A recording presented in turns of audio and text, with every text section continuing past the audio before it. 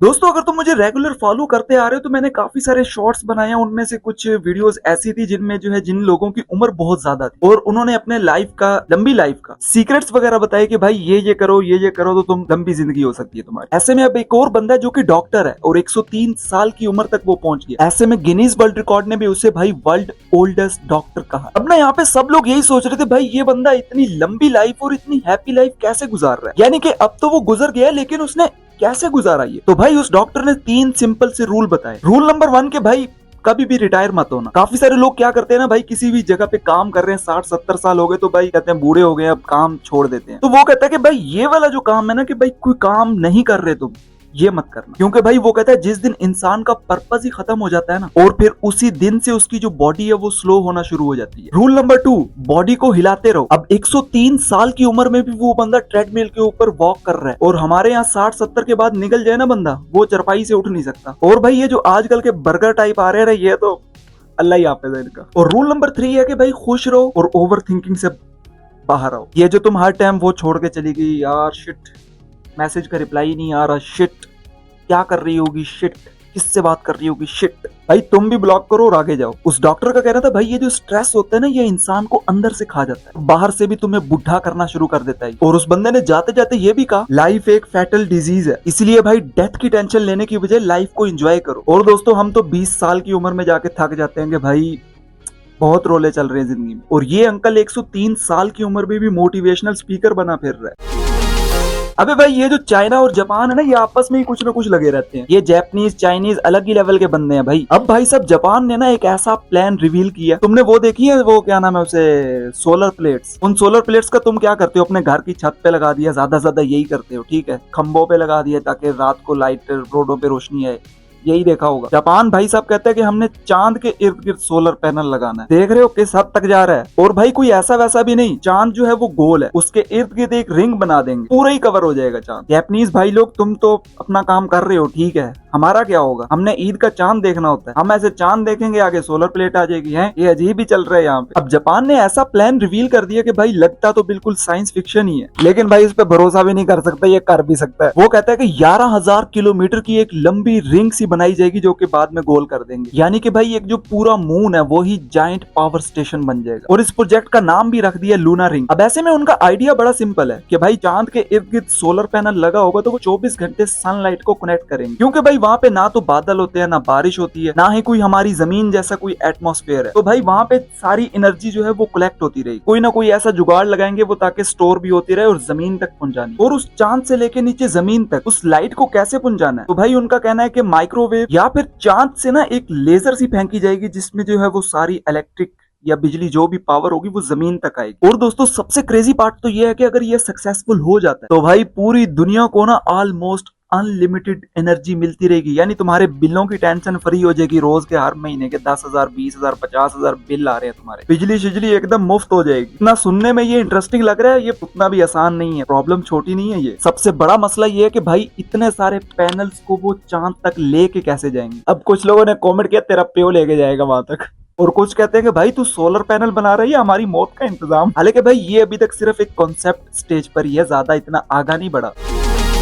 दोस्तों अब अगली जो स्टोरी है ना वो बड़ी कमाल की है। एक किसान होता है जो कि ना 5 गाय वगैरह उसके पास होती है। ये बात है 1971 की। अब उसके पास वो जो 5 थी गाय, उनको उसने किसी आइलैंड पे छोड़ दिया। एक बहुत ही सुनसान सा आइलैंड था वहां पर। अब जब ये 5 गायों को वहां पे छोड़ के आया तो सब लोगों ने कहा कि भाई ये तो कुछ ही हफ्ते तक वहां रहेंगी, उसके बाद टपक जाएंगी। लेकिन भाई साहब जो हुआ ना वो साइंस को भी शॉक कर गया। ये काउज एक डेंजरस आइलैंड पर 130 साल तक जिंदा रही। ना तो उनके इर्द गिर्द कोई इंसान था, ना कोई इंसान, ना कोई प्रॉपर फूड, और ना ही कोई उनके रहने के लिए शेल्टर। और ऐसे में साइंटिस्ट हैरान के भाई ये हो क्या गया है, 5 गाय थी 130 साल कैसे निकाल दिए इन्होंने। तो साइंटिस्ट ने उनके डीएनए वगैरह टेस्ट किए और फिर पता चला कि ये काउस जेनेटिकली सुपर सर्वाइवर बन चुकी है। उनके जीन्स में यूरोपियन और इंडियन ब्रीड्स का मिक्सचर था जिसने भाई उनको इतने खतरनाक मौसम में भी वहां पे जिंदा रखा, ऐसे कि भाई तुम हर मौसम को सर्वाइव कर लेते हो, वैसे ही सेम। और सबसे क्रेजी बात तो ये, जब इनको छोड़ा गया था सिर्फ 5 थी वहां पर, और अब ये पॉपुलेशन में 2000 से ज्यादा हो गई, यानी कि भाई आपस में ही लगे रहे हैं। अब इतने टाइम तक साइंटिस्ट को यही लगता रहा था कि भाई इनका साइज छोटा हो गया होगा या फिर कुछ हो गया होगा, खत्म हो गया होगा, लेकिन भाई डीएनए कुछ और ही बता रहा था, नहीं भाई ये तो पहले से भी हट्टे कट्टे हो गए हैं। लेकिन भाई स्टोरी का ना एंडिंग बड़ा सैड होता है। 2010 में एनवायरमेंटल प्रोटेक्शन के नाम पर सबको खत्म कर दिया गया, यानी कि भाई एक ऐसी एनिमल पॉपुलेशन जो कि 130 साल तक नेचर से फाइट करती रही और आखिर में आके इंसानों ने ही मार दी। वैसे तुम्हें इस बारे में क्या कहना है, कमेंट मुझे लाजमी करना।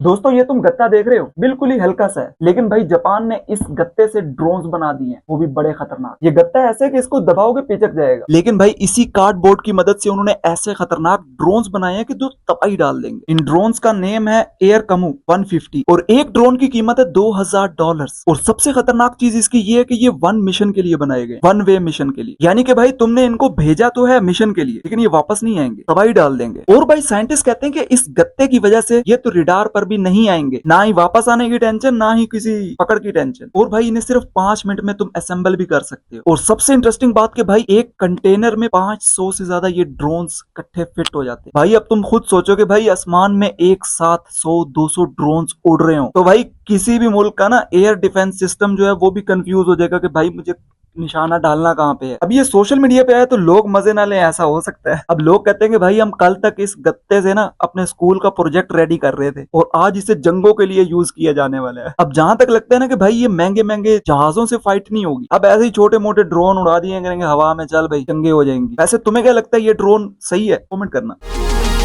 दोस्तों अब तुम चलते जा रहे हो रोड पर और सामने तुम्हारे 2 रास्ते आते हैं, तो भाई तुम्हारा जो दिमाग का जीपीएस है वो डिसाइड कैसे करता है कि भाई मुझे इस साइड पे जाना चाहिए? अभी तुमने ऐसा सोचा कि आज मैं घर से कॉलेज या यूनिवर्सिटी किसी दूसरे रास्ते या न्यू शॉर्टकट लेके जाता हूँ। तुम घर से तो यही सोच के निकलते हो कि भाई आज मैं एक नया शॉर्टकट लूंगा और स्कूल पहुंच जाऊंगा या कॉलेज पहुंच जाऊंगा, लेकिन भाई तुम रास्ते में जाते जाते उसी पुराने रूट पे वापस निकल जाते हो कि भाई कौन जाए वहां पे। अब साइंटिस्ट कहते हैं कि इसके पीछे सिर्फ यही करता धरता तुम्हारा, ये तुम्हारे ब्रेन के नेविगेशन सिस्टम की वजह से होता है। अब ना हमारा ब्रेन 2 तरह की मेमोरीज को यूज करता है। एक होती है हैबिट मेमोरी कि भाई रोज हम इसी रोड से जाते हैं, आज भी इसी रोड से निकलते हैं, क्या दूसरा ट्राई करें। और भाई दूसरा होता है एक्सपीरियंस मेमोरी, जो कि तुम्हें याद दिलाता है कि भाई कल मैं इस रास्ते से गया था, बहुत ही ट्रैफिक था, आज दूसरा ट्राई करते। अब जो तुम्हारे दिमाग की असली फाइट है वो यहीं से स्टार्ट होती है। अब जो ये दिमाग के दोनों हिस्से ये आपस में लड़ना शुरू हो जाते हैं कि भाई हमें कौन सा रूट लेना चाहिए, और दोनों कंफ्यूज हो जाते हो, तुम भी और दिमाग भी। तो तुम्हारा दिमाग क्या करता है, ऑटो पायलट मोड पे निकल जाता है और गलत टर्न ले लेता है। गलत रास्ता लेने के बाद पता चलता है ओ भाई साहब।